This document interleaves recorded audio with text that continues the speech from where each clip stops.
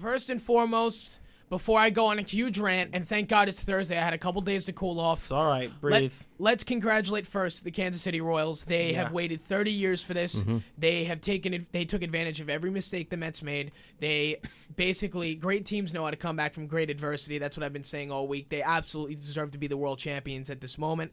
This team has just come up full circle. They've come back in every round in the American League. They beat Houston. They beat Toronto. They beat the Mets in 5 when in reality it shouldn't even come down to that. But again, before I ran on that, I wanted to express a quick congratulations to the Kansas City Royals. What can you say? They won fair and square. They did a great job. As they have all year. I was one of the people that, along with others, doubted this team from day one. And I will readily admit I thought they would win about 77 games. I did not think they had the roster to go back to the World Series again, but they got contributions from everyone involved, whether it was Kendrys Morales or Alex Rios or their pitching staff. Just, all around, it's an impressive story to watch them all year long, and they came back against the Houston Astros, and they followed that up with being able to take down the Toronto Blue Jays, a team that was, scalding hot going into that series after winning 3 in a row against Texas. So, like you said, Sean, you have to tip your cap. They did a great job, and they took advantage of the mistakes that the Mets made. Dan? No, I knew Kansas City was going to eventually compete to go back to the World Series. That game against Houston was Game 4. I kept saying to myself, looks like that's it. Looks like it's going to be Houston-Toronto. And then all of a sudden, I saw the score, and I'm like, are you kidding me? 4 outs from elimination in Houston, and they just came back. Yeah, it's this team. It's like you have to. That's why in baseball they say you always need to get the 27th out, and that team's a good example of it from what we've seen. Absolutely. And you take a look at this Kansas City team, they made history. The Mets, unfortunately, made history in the wrong way. They become the first team in 13 years to have a lead in every game in the World Series and not win the series. And the first one ever to have a lead in the 7th inning or later in every game as well. Jerry's Familia, the only pitcher ever with 3 blown save in the World Series, and 2 of them was more on the defense than himself. I'll give him Game 1, but let's face it. And you know what? Let's just get into it right now. I was going to save it before or after the break, but there's not really much more to talk about. Terry Collins, I will give him credit, had a great season, but games 4 and 5 were some of the worst poorly managed games by Terry Collins I've seen in the last 5 years. He's been with their 4 years he's been with this team. And I think right away we just have to start with Game 5. We have to start with Game 5. Game 5 is the big story. Now, really, Sean, I haven't had the chance to even ask you this question because you've, obviously, and rightfully so, you've been a little upset, and I can't blame you for that. Still stings. And it still stings. But, so, where did you want them to, where was the breaking point for you with Harvey? How did you view the whole situation going into that 9th inning? Did you want him out there at all? Did you want him taken out after? Me personally, I thought Terry was right to let him go out there and try and finish the game. Matt wanted the ball. It's what every stud ace pitcher has ever asked his manager to do, to have confidence in him. I thought it was the right move on Harvey's part to try and go out there and end the ball game. To me, where it all went wrong was not taking him out really after the first batter. Mike Francesa said it during the week. You could tell he was overthrowing right. to I was Lorenzo listening Cain. to the same thing. You're absolutely right, and this is my take. I get it. 45,000 people are chanting, "We want Harvey." Terry Collins goes up to him and he says, "You're coming out," and he's like, "No, I'm not. There's no way I'm coming out." I was with the 45,000. I wanted to see Harvey come out of the dugout. Comes out to 7 Nation Army, the biggest ovation I ever heard in Citi Field history. But when the first guy gets on, that's it. I mean, he was on. He was 3 outs from one of the best playoff performances we've ever seen. And really, I still consider it to be one of them under the circumstances. And it was great, but he didn't close the deal. That's the only problem. Mm-hmm.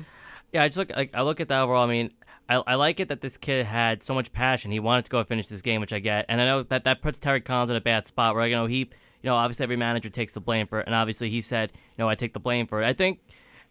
I don't know. It's a tough one for me. It's like, you want to show confidence. You don't want to say no because then it kind of, in a sense, damages their confidence. But like Nick said, whenever the first sense of trouble, you got to come up and say, that's it. Sorry. And for the first sign of trouble with Kansas City, that just means putting a runner on base. I even said going into the 9th inning, this Royals offense has been too quiet.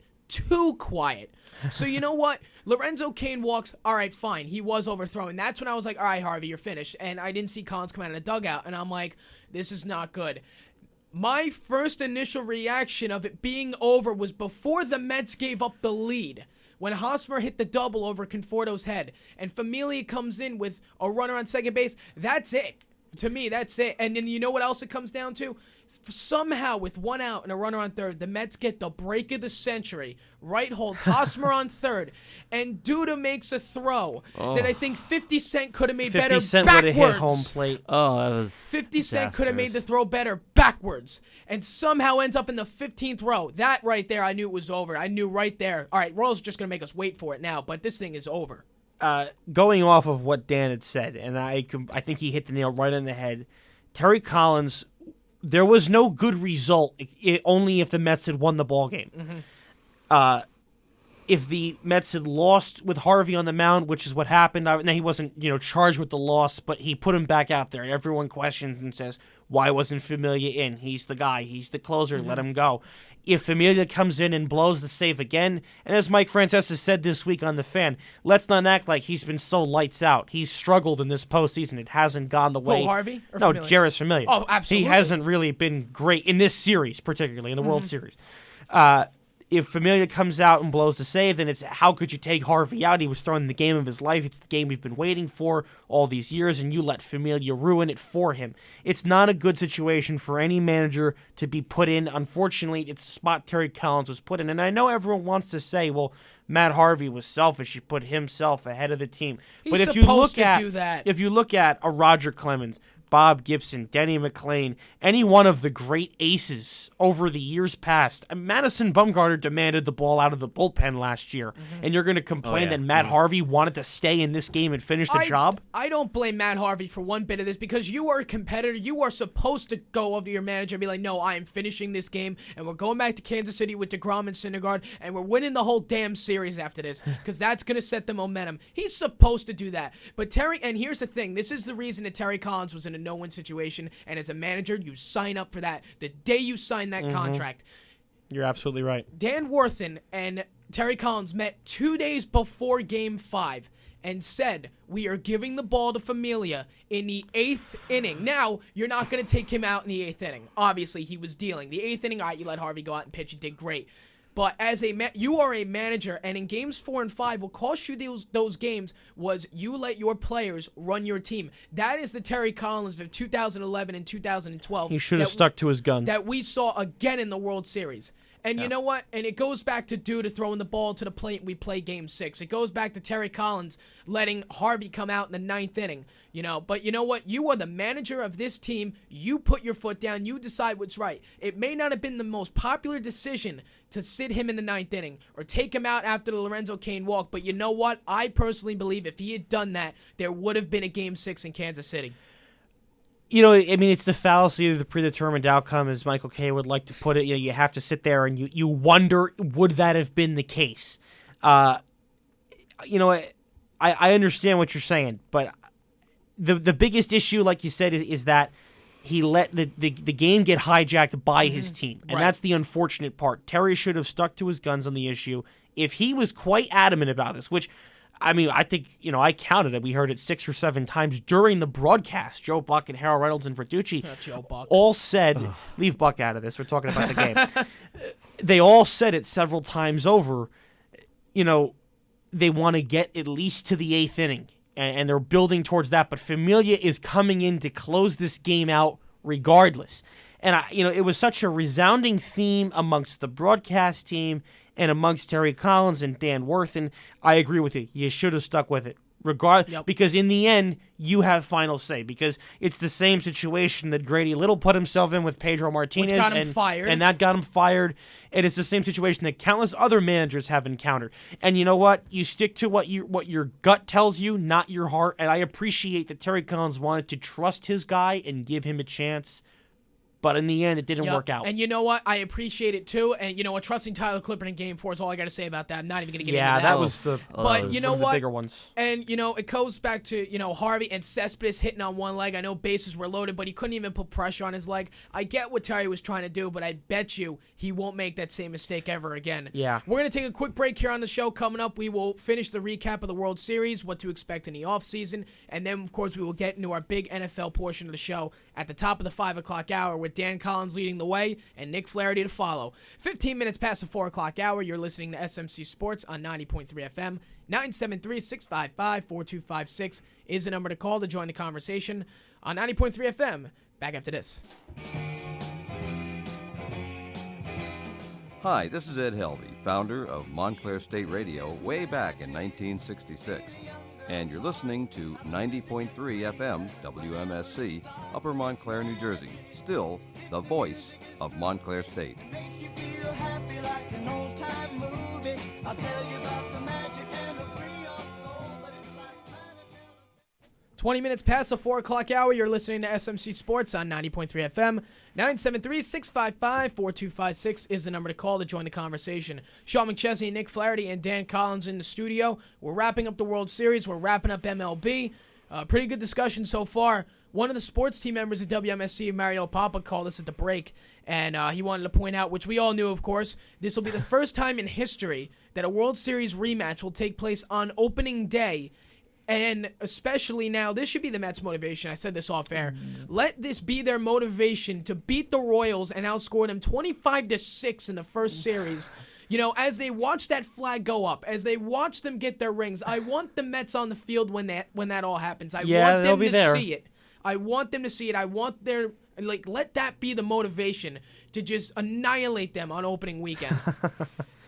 Yeah, you know, I would imagine that might serve a part in it. There will be a few new faces here, but overall it's going to be the same Met team that we saw unfortunately fall in this World Series. But it adds a lot of intrigue now to opening day, and I think it's going to make for even more fun when the season gets underway. Of course, the games, they all matter, but they really start to take on their extra meaning as the season goes on, and I think this will add some intrigue to the first day of the season. Yeah, for sure. And again, we go back to Game 5. There were a lot of mistakes in the entire series. You trusted Clipper in the 8th in Game 4, and then you trusted him with base runners on. Again, I don't have to go any further than that. You trusted Cespedes to hit with the bases loaded. He couldn't even move when he hit the foul ball off his leg. I understand he's Yoenis Cespedes. I also understand he went 3 for 20 in the series.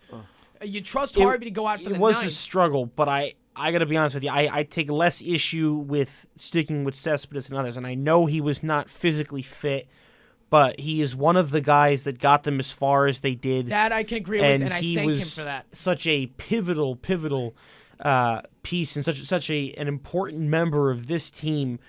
All second half long, and I know he struggled at the end, and I know that people want to question his effort level and does he bring it every day? And you may have a right and a feasible argument there, but you can't deny the fact that he's one of the best hitters on the entire roster. Oh, I agree. Probably the best when he's at his best. Mm-hmm. And I'm not saying you owe it to the guy, but you got to give him the opportunity because he carried you this far. No. I agree. He carried us this far, but along with him, it was the majority of our homegrown guys in the postseason that got us to the World Series. Yeah. I thank Cespedes for all he did. I think without Cespedes, it would have been a much tougher race to win the NL East. I'm not sure they would have won the East, exactly. I think if they had won the East, my prediction would have came true, would have came down to the final day against Washington or in that weekend. And you know what? If it did come down to that weekend, we saw the results of the last weekend of the season. The Mets went in the postseason with no momentum at all. And, they just got hot at the right time. Scherzer no hits the Mets. Mets get no hit for the second time at Citi Field that year. They get embarrassed, 5 hours before, and they barely squeaked out a win on the final day of the season to get 90 games. So who knows how that would have went down. I thank Cespedes. I do think he's the reason we won the NL East. He was the person that got it all together. But for the money that he's going to ask, and it's going to be a lot, it's almost just worth it to say, see you later, thanks, and good luck in your future endeavors. I think whether he had a big postseason or not, he was gone. Yeah. I mean, this doesn't change anything, and that's not a knock on anyone involved, but he wants to be paid. I think he has a right to be paid the way he performed. And I know his playoff run wasn't spectacular, but I don't think that's going to sour him completely. Right. I don't think the Mets ever expected to get him back, to be honest. They asked Sandy Alderson, was it worth it? And I agree with him. It was worth it. Oh, it absolutely and was. And it would have been even more worth it had they found a way to get it done in this series. Mm-hmm. Yeah, I absolutely agree. Dan, what are your thoughts? Well, I thought Yoenis Cespedes, I told you, that guy I knew he was always that outfield that any team would want. I mean, you see how he's able to throw guys out at the plate with that good arm he's got in the outfield. And he did phenomenal with the Mets. But whenever you get a superstar like that, you're always have to be prepared.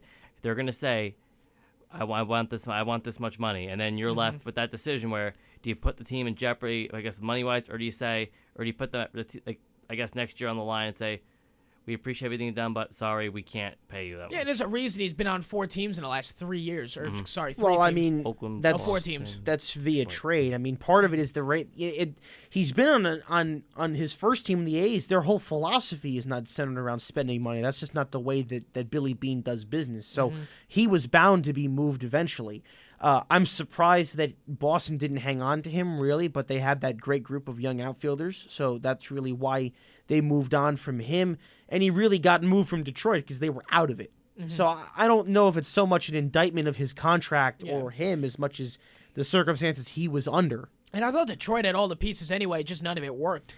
But They you know what? didn't have enough pitching, and their bullpen is very, very suspect. But, beyond that, you're right. They had a nice group, and their season, and they were still in it, but then when Cabrera went down, it just, it kind of tumbled out of control. And you know what it is? When you go back to Game 5, and I saw Duda throw the ball into the 5th row over Darno's head, I told my dad, I said, if the next Met up doesn't put the ball in the parking lot, I'm throwing the TV at the wall. Because, you know what, it was one of those nights, and I remember it was in the 12th inning, and it was getting really late at this point. My dad fell asleep. And he woke up just in time to see Flores strike out to end it. I'm like, look, you're just in time. And then he woke up and the Royals are celebrating on the field. And you know what? That hurt the most. That stung the most. We go to Kansas City, you lose in 6. I can accept the fact we lost in front of their fans. I knew it was going to be tough to go back and win the series, but I had to watch the Royals dance all over Citi Field in a game that should have never been theirs. And I started getting bad feelings when you had bases low in the 6th and you only brought in 1 run. That is when it started to hit me like, this is not good. I was about to touch on that. The Mets had several chances throughout the entire series in each game to blow the game wide open. And listen, the Royals have proven that no lead is safe, really. I mean, they trailed, 9-0 in Toronto in Game 3, or I think it reached 11-2, and they got to 11-9 or 11-8 and had the tying run on base. So they're very, very resilient. But the Mets had a ton of chances to just take the game and blow it wide open. That's when I knew grab Toronto control. was done. My dad texted me because I wasn't sleeping. Mets relievers put me in a coma. Yeah, well, that'll happen with Addison Reed and the rest of the gang. You know what? Besides game, I believe it was 4. Addison Reed did fine in the postseason. It was Tyler Clippard that literally put me, under a breathing tube the whole time. But disappointing given they traded to acquire. They traded to acquire these guys. And Flaherty, that I thought was the worst trade out of the relievers. Thank God I didn't see him in the World Series because again, another breathing tube that wasn't necessary. So. Bottom line, Mets lose the World Series. I was happy they got there. I was proud of the season what they had, and I was, proud of the effort that they put in. But at the end of the day, despite the Royals earned it, and I'm going to say that, the Royals earned it. They took advantage of it. Great teams come back from adversity, but I'm not going to sit here and say that the Royals just beat the Mets. The Mets gave it to them. Yeah. It was in their hands, and they gave it right to them. Yeah, I think you're absolutely right. First of all, as you said, there's nothing to hang your head about here. Absolutely This is a big step forward. This is probably a year or 2 years ahead of schedule for this Met team. And the bonus is that they got a lot of experience so young that the future is so bright to come, regardless of who's still here. I think they're going to find a way to work all this stuff out. I'm interested to see the offseason moves they do, and we'll touch on that after the next break. Right. But, the future is bright, and they gained a lot of experience. But, yes, the Royals did earn it. You're right. But the Mets made too many mistakes to expect to win this series. They made 6 errors in the series. I believe they went 5 for 28 with runners in scoring position. It's just things that can't happen. We're going to take a quick break here on the show coming up. We will finish up with the World Series. We'll touch on the offseason. And then, of course, we'll let Dan Collins lead our discussion of football from 5 to 7 o'clock. Got a lot of football to cover this week. Both New York teams, I thought, put up, such an effort in their Week 8 games that we're going to give them separate segments today. Just because they both earned it. So, 29 minutes past the 4 o'clock hour, you are listening to SMC Sports on 90.3 FM. 973-655-4256 is the number to call. Sean McChesney, Nick Flaherty, Dan Collins on the show. Back after this.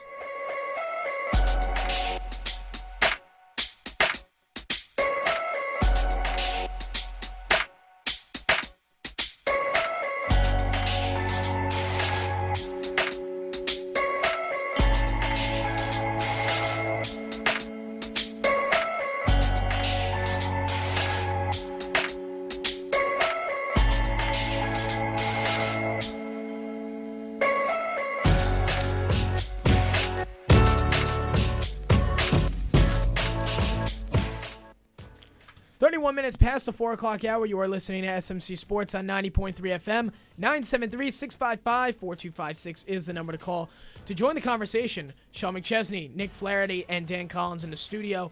Still got a little bit more World Series to wrap up. We will touch on the offseason. There have been a lot of moves already, managerial and player negotiation-wise. And, of course, November 7th is the day that free agents can start signing. That, I believe, is Saturday. Yes. So, and there's a lot of names out there. David Price, Yoenis Cespedes, I was Alex just about Gordon. to touch on that. Yep, so we'll do that in a couple more minutes, but there are some stats, though, that I wanted to share. And you know what? And this reminds me of the NLCS a little bit. You look back at the Cubs series, it wasn't just the pitching that got them to the World Series. It was the fact that the offense struck at the right time. And the Mets proved that the young pitching cannot do it all, and that's what they got to go into the next season thinking about. You know, besides Jacob deGrom, I thought Harvey, Matz, and Syndergaard were fantastic. No question about it. But, they were really good. Again, there was no offense. You know, Granderson, I thought, was one of the best in the series, and even he was 5 for 20. He only hit 3 home runs out of those 5. Duda was 5 for 19. He struck out 1,000,000 times. You know, Wright 5 for 24. Cespedes 3 for 20. Murphy 3 for 20 after winning the MVP in the NLCS. Darno, of course, couldn't throw a paper bag out at second base. Let's be real. When did he turn into Mike Piazza at the end of his career?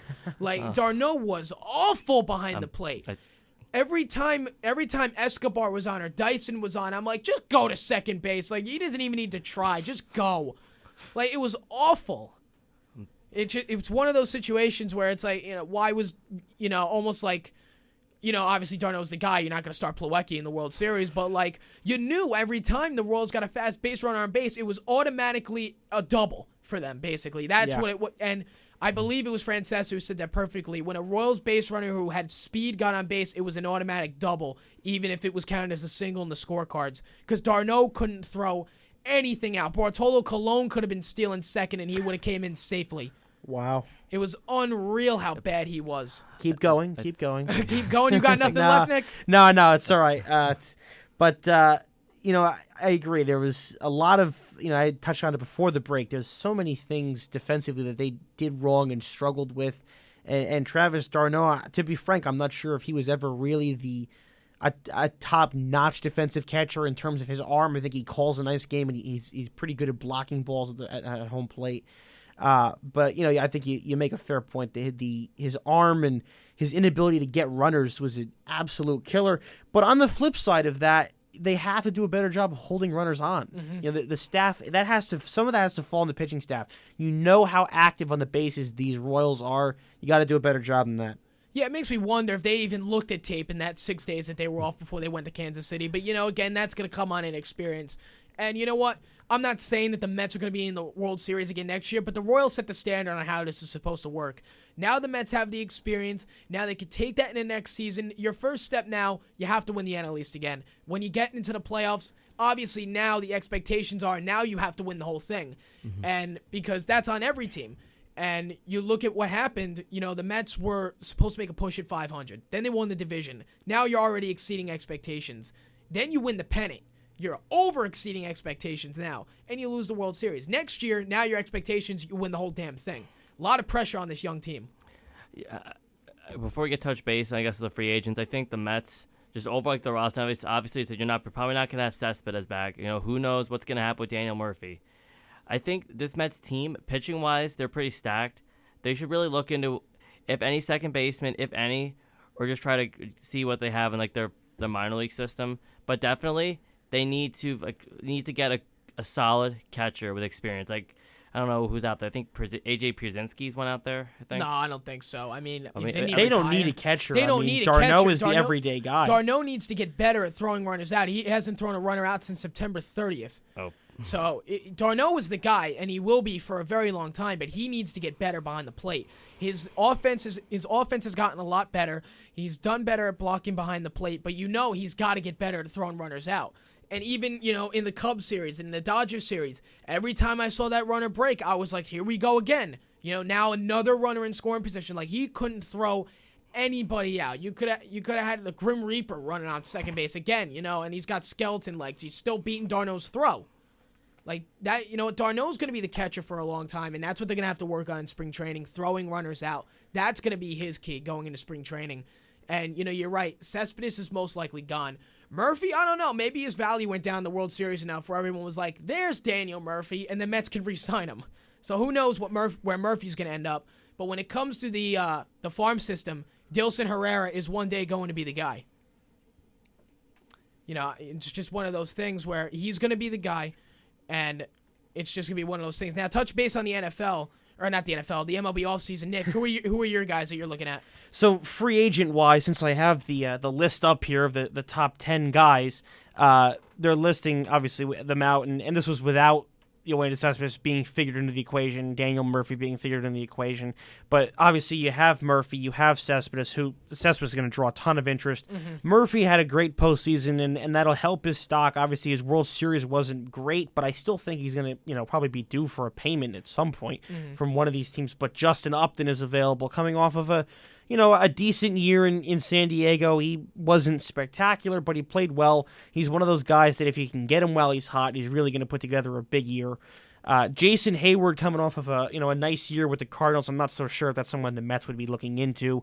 They need more right-handed power. I think Upton is someone that would be on their radar. It's just if you're going to pay Upton, and then why not pay Cespedes? So right, I get it. Upton will probably come cheaper, but I'd really rather prefer to pay Cespedes at this point. David Price, we mentioned him earlier. He'll be available as a free agent after not staying with the Jays. I don't know. I would imagine he'll probably be still in the running with Toronto, and they'll seek to keep him on board. But there's been some front office turnover there, as it is with Alex Anthopoulos moving on, and Mark Shapiro taking over as president of the baseball operations. You got Ian Desmond available, Johnny Cueto, Jordan Zimmerman. That's a big name that could, potentially impact the Mets season next year. Alex Gordon will be available, and I don't know where Kansas City will go with that. They had a problem paying free agents. We saw them turn down Billy Butler last year, so that's an interesting one. Zach Greinke is available, Jeff Samardzija, Matt Wieters, and of course Ben Zobrist is in there as well. You got Howie Kendrick. I think Chris Davis is probably the only one that'll stay put where he is for sure. We know he's probably going back to Baltimore. It's going to be a very interesting offseason, I personally believe. All those guys on that list, when you look at Zobrist, you look at Cespedes, you look at... Zobrist had a great World Series, too. Did a lot to help himself. Killed the Mets in the World Series. Also, you have Denard. I don't know if anyone said Denard Span. There's Doug Fister, Ian Kennedy, Gerardo Pereira. Parr is an interesting one. He's a really talented hitter. He had a great run with the Orioles at the end. Unfortunately for them, the season didn't end on such a high note, but he was really putting together a nice stretch run.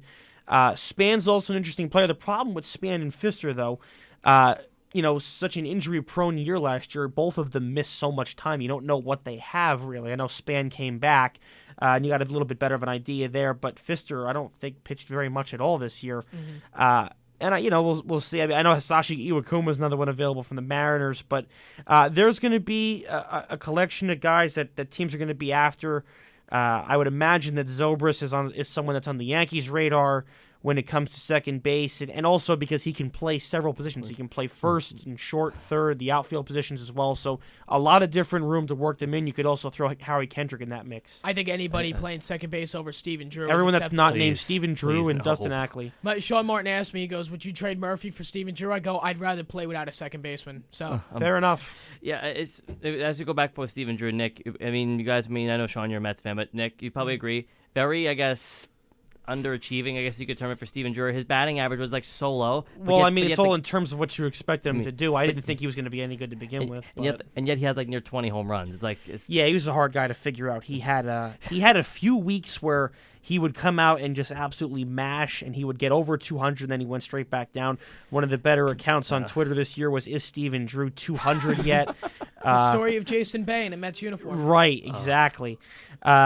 Believe me, I understand. We all have our hits and misses as Yankee and Met fans when it comes to the franchise moves, but I agree. The Yankees will seek second base help, and the biggest issue going into next season for them will be the Greg Bird situation, how that plays in at first base.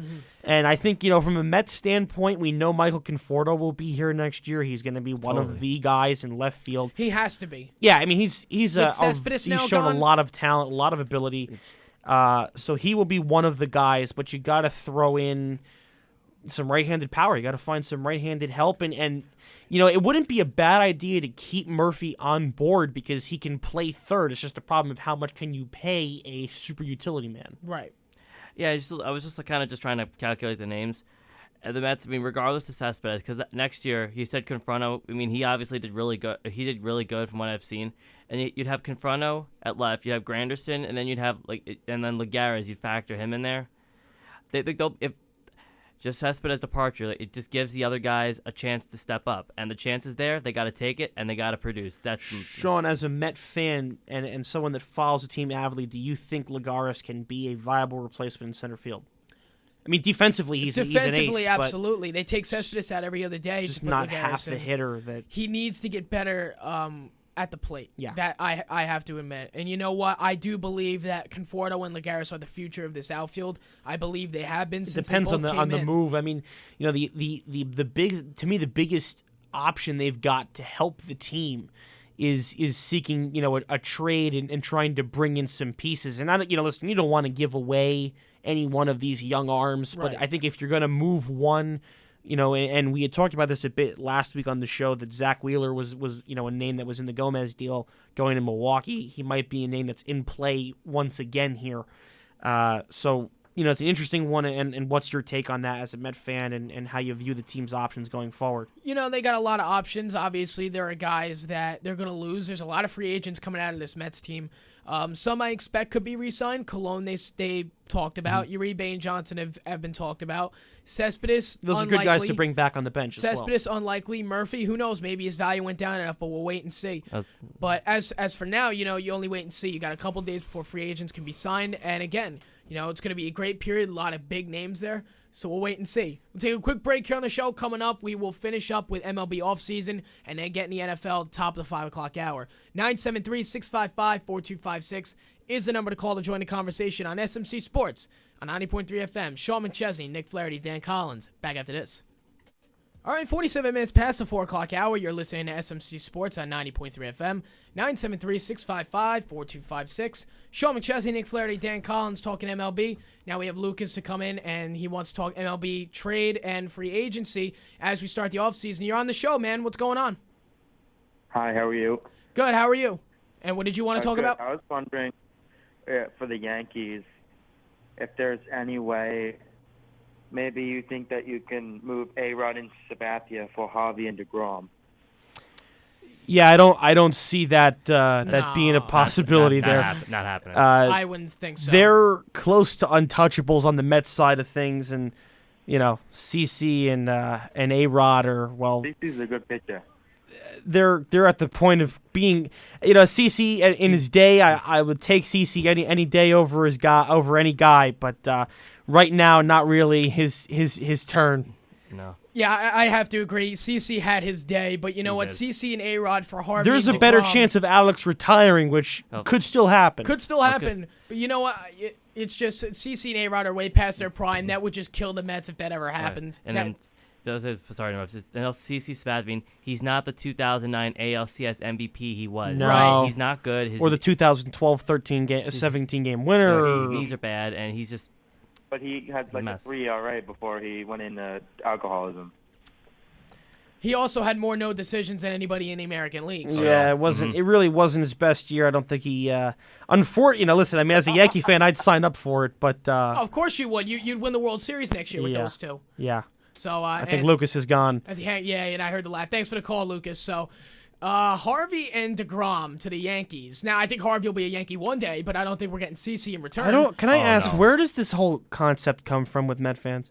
I just think Harvey's going to go for the money. I think the Yankees will So offer. why is it that you see you're stereotyping us? There you go again. We're in a new direction stereotyping? here. We're going in a new direction here. We're going young. We're starting in a new direction? I hope not. I can't sit through this stuff any longer as it is. You know what? Again, it's another offseason. The question is, are you you thought you were doing it in 08, and then bam, you signed half the American League and won the World Series. Which is a very real possibility right now. Of happening because again, you're right. The last time the Yankees felt that they had to take some action, they did take very radical action. And who knows if that's the case. Frankly, I would prefer in certain positions on this roster, I would like to see them go younger. I'm not against Rob Refsnyder being the second baseman. I would love to see Greg Bird stick around with this team next year. I'd like to see Aaron Judge get an opportunity to play with this team come next year. And I understand that Gary Sanchez and Jorge Mateo might be really talented young players in their system, but they passed on trading Mateo, who is a single-A shortstop, who is, I think, 19 years old, when they just traded for a shortstop who's 24 and has a bright future ahead of him. They could have traded Mateo for extra bullpen help, namely Craig Kimbrell, and they passed on that. That's my only thing with some of the young kids. I don't think you need to hang on to all of them. You need to focus on certain ones. I think Bird has showed more than enough to prove he belongs here. He can be a legitimate guy and a player that belongs. And unfortunately, you have Mark Teixeira at first, and hopefully if Teixeira stays healthy, then that'll make things feel a little bit better. But they're going to have to find another position for Bird if that's the case, and I think that's a terrible idea. I think it stunts his growth. I think that trade would cost Sandy Alderson, Terry Collins, David Wright, and we'd probably blow up City Field. It's a good thing that the trade and the phone call was not really, that it's not something that's going to be legitimately thrown around, right, Sean? Yeah, I would be very confident that trade would not happen. Yeah. Let's make one thing clear here beyond that phone call, folks. The Yankees and Mets, as Mike Francesa put it yesterday, will never, ever help each other in any way. Mm-hmm. That's just how it's going to be. Right. Doesn't matter if they're opposite leagues or not. The Nets and Knicks don't help each other, and the Rangers and Islanders and Devils don't work together either. Doesn't matter. There's just not. It doesn't go that way. Right. There's never, all these people who want to call WFAN and tweet about, how about, this one and that one from the Yankees for Harvey, and it's not going to happen. Mm-hmm. It's not going to happen. It would never happen. No way. I don't think, especially because neither side could live down getting the trade wrong and helping the other. Not to mention, I think the 7-line army would burn Citi Field to the ground if it happened. Yeah, particularly them, because the Yankee fans would just take whatever they get. Yeah. So you gotta love the 7-line army. I really want to sit there next year. They're a great fan base. They really are. A great fan group. Excuse me, not fan base. They were at every playoff game, and you know what? I don't care if it's 7-2 in the 12th inning and you're 3 outs from elimination.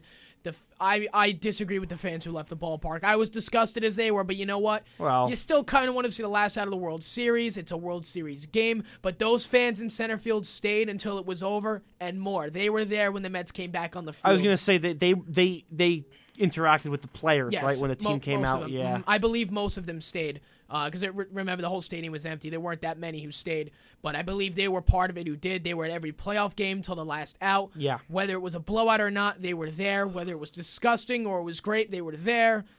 Give them credit for being one of the biggest fan bases in baseball this year, traveling all over the country. They were like a soccer-style support group. They too. were. They awesome. They made themselves known for who they were. Yeah, they did a great job, and just to touch on it, the atmosphere at Citi Field was fantastic. You couldn't take that away from the fans. The place was rocking from day one. Mm-hmm. It was right up there with how great Wrigley was this year. Wrigley was unbelievable. And Wrigley, for any Mets fan who says, "Oh, Wrigley was easy," you are sadly mistaken. Yeah, it was not easy. That place was raucous. It was a raucous crowd. Game 4, they were up 8-1, and I was still shaking. I didn't know what to expect. They showed a lot of commitment. The Cubs fans, they're ready, and they're another team with a very bright future.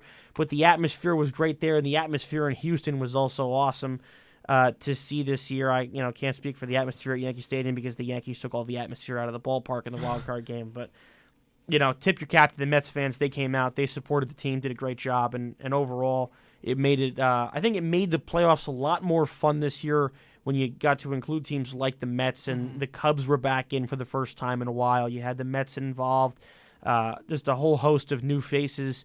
You had the Cardinals are still there, and Kansas City's yes, they were there last year, but they're a relatively new face, and the Astros getting back involved. It made for a very fun and I guess you could say diverse pennant race down the stretch into the playoffs and playoff rounds. They were really entertaining. Exactly. Current weather update here at Montclair State University. It is 66 degrees and very cloudy. It looks like a very gloomy day outside. Yeah, it's a dreary day, but it's awfully warm for November. Can we get to some football weather? We got 75 tomorrow. We have 61 on Saturday, but we're going to get some very cold lows this week. Got 39 on Saturday. You got a high of 55 on Sunday, but a low of Yes, 34. thank you. Some colder football weather. Gonna get some rain. We're gonna be in the 50s and 60s all of next week. We'll take a quick break here on the show. Coming up at the top of the 5 o'clock hour, we will start with Giants and Jets with Dan Collins. And, of course, we will take that into 6 o'clock when we do our picks. That is the MLB season. You know, we did 8 months of coverage for it. It is over. Time for the offseason. Time for teams to start rebuilding. And more importantly, it is time to find out who's going to make that push to next October. 55 minutes past the 4 o'clock hour. You're listening to SMC Sports on 90.3 FM. 973-655-4256 is the number to call to join the conversation. Sean McChesney, Nick Flaherty, Dan Collins. Back after this.